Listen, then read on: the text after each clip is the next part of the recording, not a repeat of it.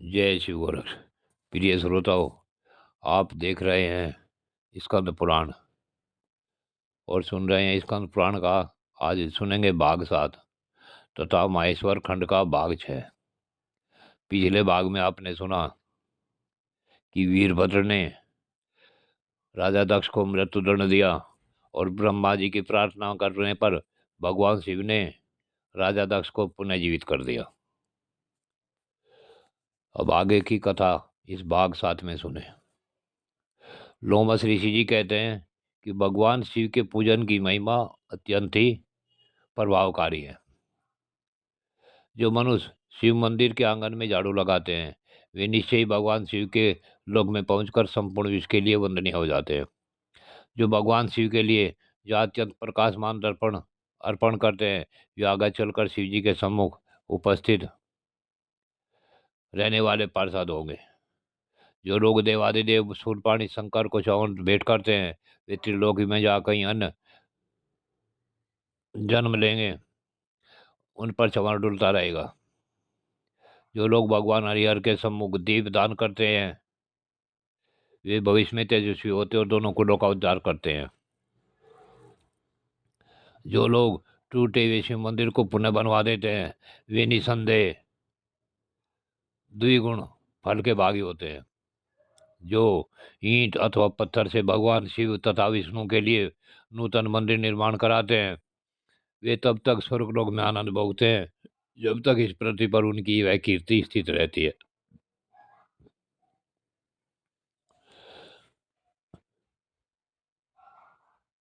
जो पुण्यात्मा मनुष्य भगवान शिव को चंदवा भेंट करते हैं वे स्वयं तो शिवलोक में जाते ही हैं, अपने समस्त कुल को भी तार देते हैं।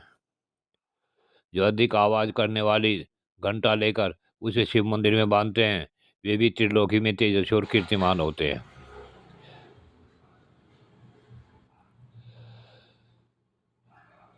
जो 1, 2 या 3 समय भगवान शिव का दर्शन करता है वह सुखी होगा और समस्त दुखों से छूट जाता है। हे हरे और हे हर, इस प्रकार भगवान शिव और विष्णु के नाम लेने से परमात्मा शिव ने बहुतेरे मनुष्यों की रक्षा की है। इसलिए सब प्रकार के प्रयत्नों से अथवा भगवान सदाशिव की पूजा करनी चाहिए।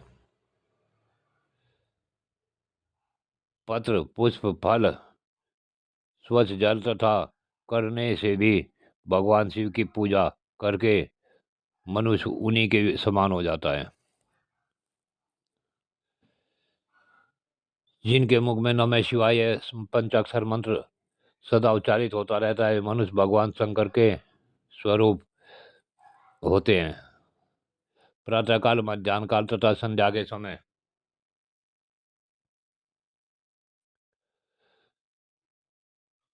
शंकर जी का दर्शन करना चाहिए। प्रातःकाल भगवान शिव के दर्शन से संपूर्ण पातकों का नाश हो जाता है।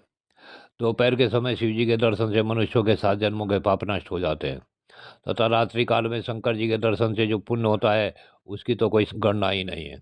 शिव, यह 2 अक्षरों का नाम महापातकों का भी नाश करने वाला है। जिन मनुष्यों के मुख से शिव नाम का जप होता रहता है उन्होंने भी संपूर्ण जगत को दान किया है। पुण्यात्मा पुरुषों ने शिव जी के आंगन में आरती के समय बजाने के लिए जो बड़ा सा नगाड़ा रख छोड़ा हो उसकी आवाज से पापी मनुष्य भी पवित्र हो जाते हैं।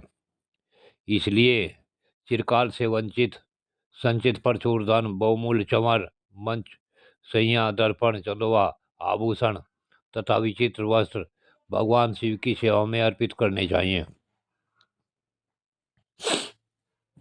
पुराण पाठ, कथा, इतिहास और संगीत आदि नाना प्रकार के आयोजन भगवान शिव को प्रिय है।